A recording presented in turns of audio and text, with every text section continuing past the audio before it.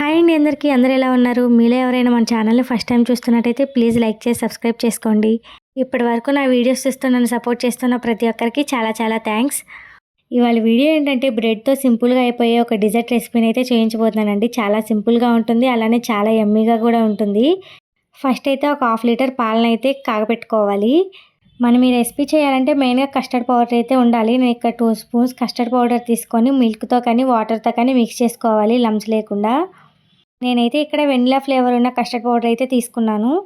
పాలనేది మనం లో ఫ్లేమ్‌లో పెట్టుకొని మాత్రమే మరిగించుకోవాలి. ఇంతకీ రెసిపీ నేమ్ ఏంటో చెప్పలేదు కదా! మిల్క్ బ్రెడ్ కస్టర్డ్ అండి. టేస్ట్ మాత్రం చాలా బావుంటుంది. ఈ సమ్మర్‌లో ఏదైనా కూల్‌గా తినాలనుకుంటాం కదా! అలాంటి దానికైతే పర్ఫెక్ట్‌గా ఉంటుంది. ప్రెజెంట్ బయటున్న వెదర్‌కి అయితే కొంచెం కూల్‌గా అలానే స్వీట్‌గా చాలా బావుంటుంది ఈ డిజర్ట్. పాలైతే మరిగిపోయాయండి. మనం ముందుగా కలిపి పెట్టుకున్నాం కదా కస్టర్డ్ మిల్క్. ఫ్లేమ్‌ని అయితే లోలో ఉంచుకొని ఉండలు లేకుండా అయితే కస్టర్డ్ మిల్క్‌ని అయితే యాడ్ చేసుకుంటూ కలుపుతూ ఉండాలండి. తిప్పకపోతే లేదంటే అడుగంటేస్తుంది. లేదా ఉండలు కట్టేస్తుంది. మిక్స్ చేస్తూనే ఉండాలి.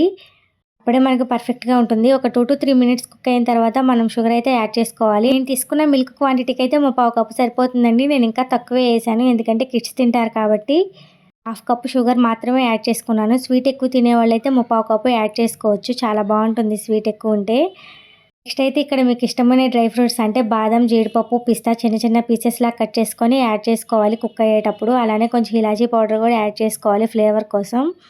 కన్సిస్టెన్సీ మాత్రం ఇలా ఉండేలా చూసుకోవాలి. స్టవ్ ఆఫ్ చేసుకొని పక్కన ఉంచుకోవాలి. ఇది కూల్ అయ్యేలోపు అయితే బ్రెడ్ స్లైసెస్ని అయితే తీసుకొని సైడ్ ఉండే పార్టికల్స్ అంతా కట్ చేసుకోవాలండి. అదేనండి బ్రౌన్ది అయితే కట్ చేసుకొని బ్రెడ్కి 4 సైడ్స్ కూడా కట్ చేసుకోవాలి. తర్వాత అయితే మధ్యలోకి చిన్న చిన్న పీసెస్ లాగా అయితే కట్ చేసుకోవాలి. ఇలా వీడియోలో చూపిస్తున్నట్లుగా. మీకు ఇష్టం ఉంటే పెద్దవి కూడా కట్ చేసుకోవచ్చు. హాఫ్ డేస్ కదా, పిల్లలు స్కూల్ నుంచి ఇంటికి వచ్చేలోపు అయితే ఇలా స్వీట్ చేసి పెట్టండి. పిల్లలు అయితే చాలా ఇష్టంగా తింటారు. చాలా త్వరగా కూడా అయిపోతుంది. పిల్లలకైతే ఈ స్వీట్ చాలా బాగా నచ్చుతుందండి. ఈ రెసిపీకి మిల్క్ బ్రెడ్ యూస్ చేస్తేనే చాలా బాగుంటుంది. ఎందుకంటే ఇదైతే కొంచెం సాఫ్ట్గా ఉంటుంది కదా.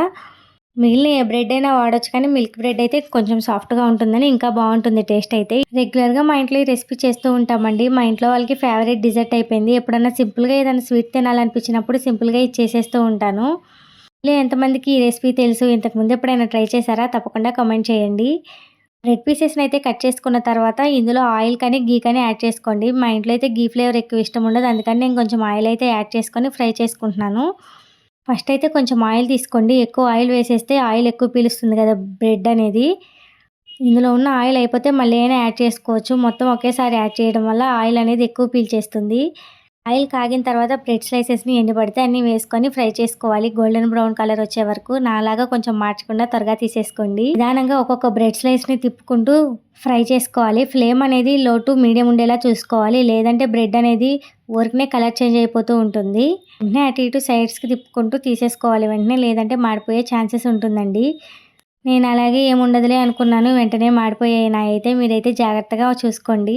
మనం కట్ చేసి పెట్టుకున్న బ్రెడ్ పీసెస్ అన్నిటిని కూడా ఫ్రై చేసుకొని పక్కన ఉంచుకోవాలి. నెక్స్ట్ అయితే ఇక్కడ మిక్సీ జార్ తీసుకొని మనం ముందుగా బ్రౌన్ పార్టికల్స్ అనేది కట్ చేసి పెట్టుకున్నాం కదా, వాటిని మిక్సీ జార్లో వేసుకొని అట్లా చేసుకొని పక్కన ఉంచుకోవాలి. నెక్స్ట్ అయితే ఇక్కడ కస్టర్డ్ మిల్క్ చూసారా, చక్కగా ప్రిపేర్ అయ్యి ఉంది. చిక్కబడలేదు మరి అని అలాగా పలచగా కూడా లేదు. కరెక్ట్ కన్సిస్టెన్సీలో ఉంది.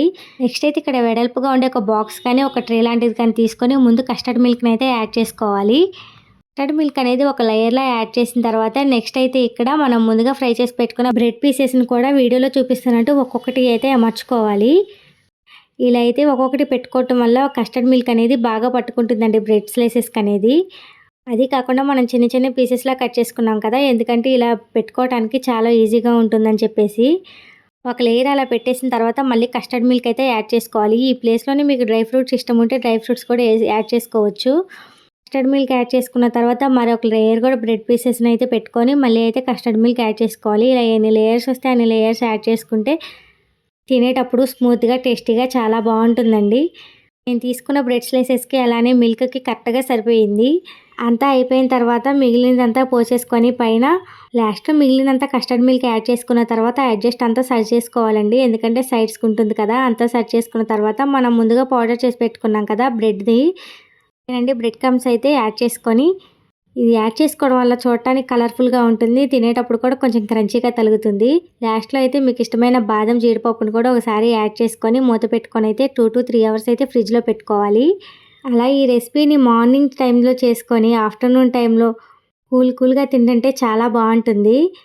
చాలామందికి లంచ్ అయిపోయిన తర్వాత ఏదైనా డిజర్ట్ తినాలనిపిస్తుంది కదా, అందులో మేము కూడా ఒకళ్ళం. ఇలా లంచ్ అయిపోయిన తర్వాత అయితే ఆఫ్టర్నూన్ టైంలో కూల్గా ఫ్యామిలీ అంతా చాలా బాగా ఎంజాయ్ చేసాం ఈ రెసిపీతో.